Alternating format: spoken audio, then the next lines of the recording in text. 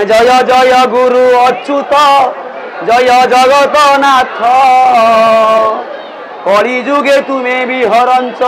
प्रभु हूँ सत्य साधु सत हूँ सत्य पिता माता हूँ सत्य आ नाम हूँ सत्य आशा धाम हूँ सत्य तेणु जगन्नाथ महाप्रभुंर श्रीक्षेत्र धाम जहाँ ओडिशार पंचसखांकर पीठ सबू से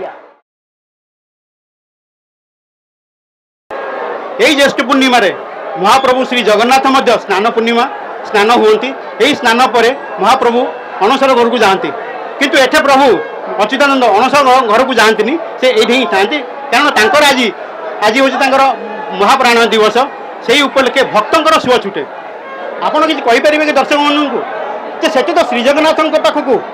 शह शह भक्त देश विदेश आसती किंतु एठिकी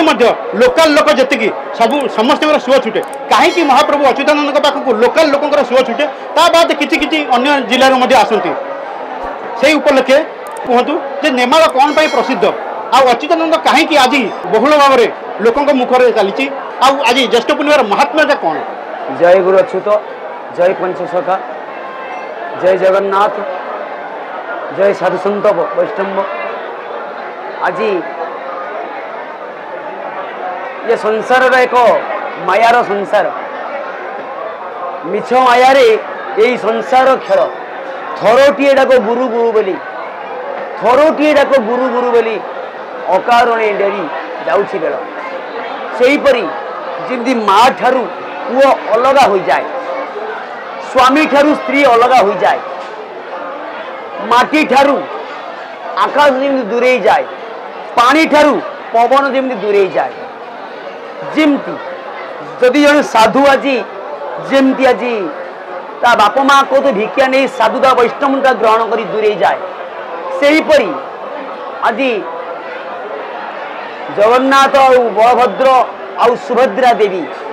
आउ सुदर्शन महाराज श्रीक्षेत्र बड़दाण्ड आज स्नान पूर्णिमा से स्नान मंडप स्नान करुछंती कोटि कोटि भक्तगण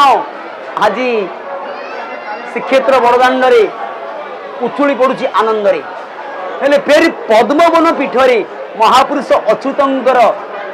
यही बड़दाण्ड कहले चले कहीं जय जय गुरु अच्युत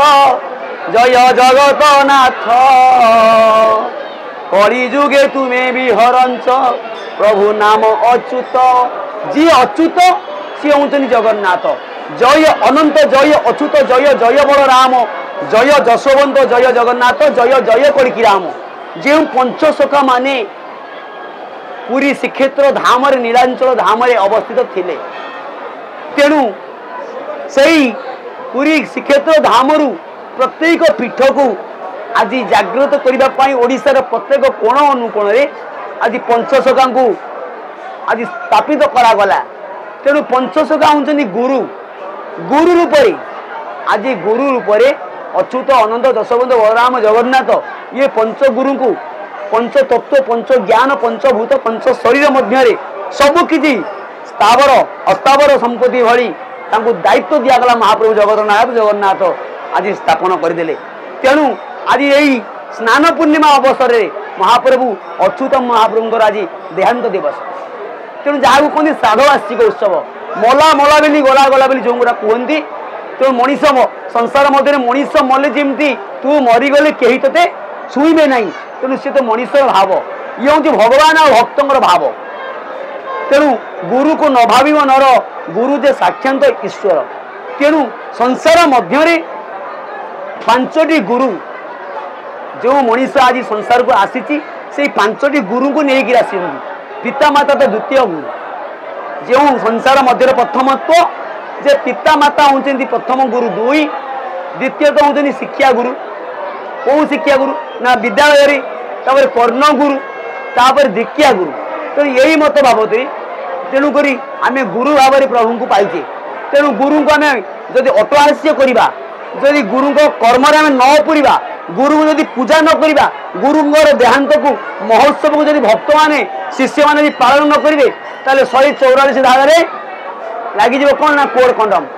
ना कौन पुरुष ठाब ना ना गुरु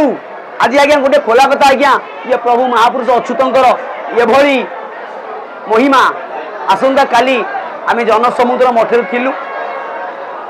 तेणु हठात मनरे गोटे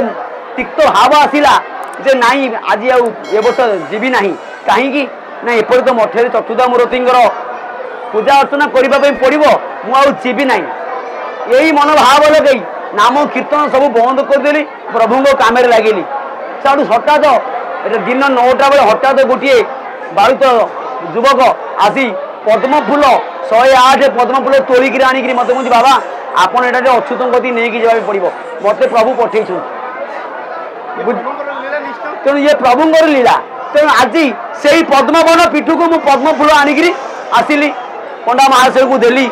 जे प्रभु आंकु नहीं प्रभु सरी नहीं तेणु प्रभु हूँ सत्य साधु सत हूँ सत्य पिता माता हूँ सत्य आउ नाम हूँ सत्य आशा धाम हूँ सत्य तेणु जगन्नाथ महाप्रभुंर श्रीक्षेत्र धाम जहाँ